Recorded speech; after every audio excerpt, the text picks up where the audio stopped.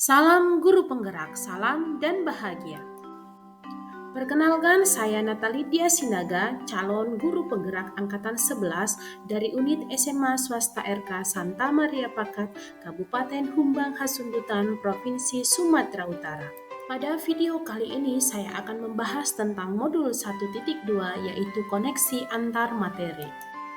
Dalam video ini saya akan mencari koneksi antara materi pada modul 1.1 yaitu tentang filosofi pendidikan menurut Ki Hajar Dewantara dengan materi pada modul 1.2 yaitu nilai dan peran guru penggerak.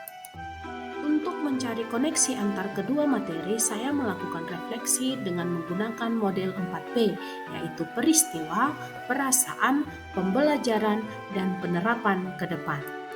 Tahap yang pertama adalah peristiwa. Pada tahapan ini, saya mencoba mencari momen yang paling penting, menantang, dan mencerahkan bagi saya ketika saya melakukan pembelajaran pada modul 1.1 dan 1.2. Kemudian, saya membuat kaitan antara kedua modul tersebut sesuai dengan yang saya pahami. Menurut saya, momen yang paling penting, menantang dan mencerahkan bagi saya dalam proses pembelajaran modul 1.1 adalah ketika saya memahami maksud dari filosofi Ki Hajar Dewantara bahwa murid terlahir dengan kodratnya masing-masing, sehingga guru hanya bisa menuntun tumbuh kodrat-kodrat tersebut. Jika murid diibaratkan sebagai benih yang ditanam petani, maka guru diibaratkan seperti petani. Petani hanya bisa merawat dan memberikan perlakuan pada benih agar dapat tumbuh dengan baik. Namun, petani tersebut tidak dapat merubah benih padi tumbuh menjadi benih jagung. Akhirnya saya memahami bahwa guru tidak bisa merubah kodrat. Guru hanya bisa menuntun menebalkan garis-garis samar yang ada pada murid dan menuntun tumbuhnya laku murid. Sedangkan momen yang paling penting, menantang dan mencerahkan bagi saya ketika proses pembelajaran modul 1.2 adalah saat saya mengetahui bahwa guru penggerak tidak hanya bertugas mendidik saja, namun diharapkan dapat menjalani kelima peran guru penggerak, yaitu menjadi pemimpin pembelajaran, mengembangkan komunitas praktisi, menjadi coach bagi guru lain, mendorong kolaborasi antar guru, dan mewujudkan kepemimpinan murid.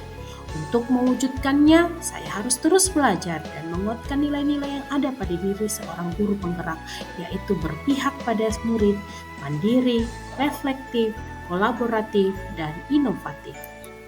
Setelah saya memahami materi pada modul 1.1 dan 1.2, sekarang saya mau mencoba membuat kaitan antara kedua materi tersebut.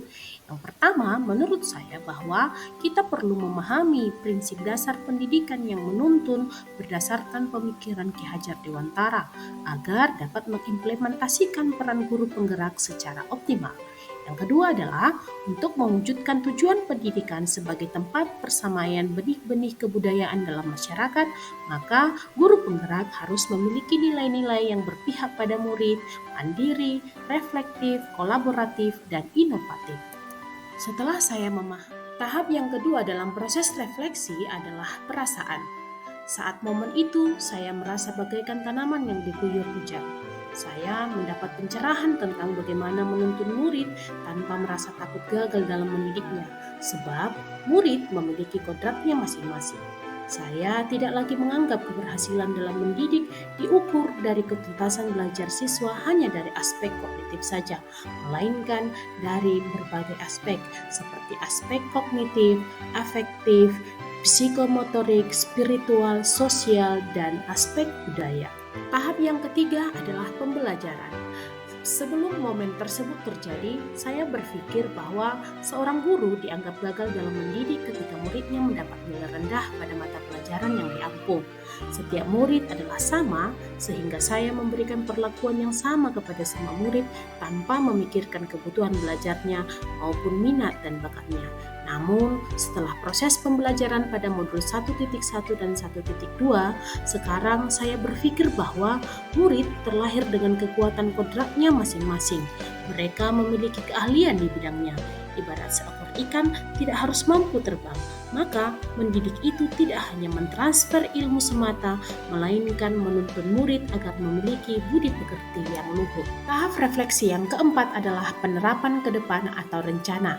Setelah melakukan pembelajaran pada modul 1.1 dan 1.2, maka penerapan ke depannya saya akan melakukan pengembangan diri yang sederhana, konkret, rutin, yang dapat saya lakukan dari sekarang untuk membantu penguatan nilai-nilai dan peran saya sebagai guru penggerak, seperti melaksanakan pembelajaran yang berpihak pada murid dengan menerapkan model dan media pembelajaran yang inovatif.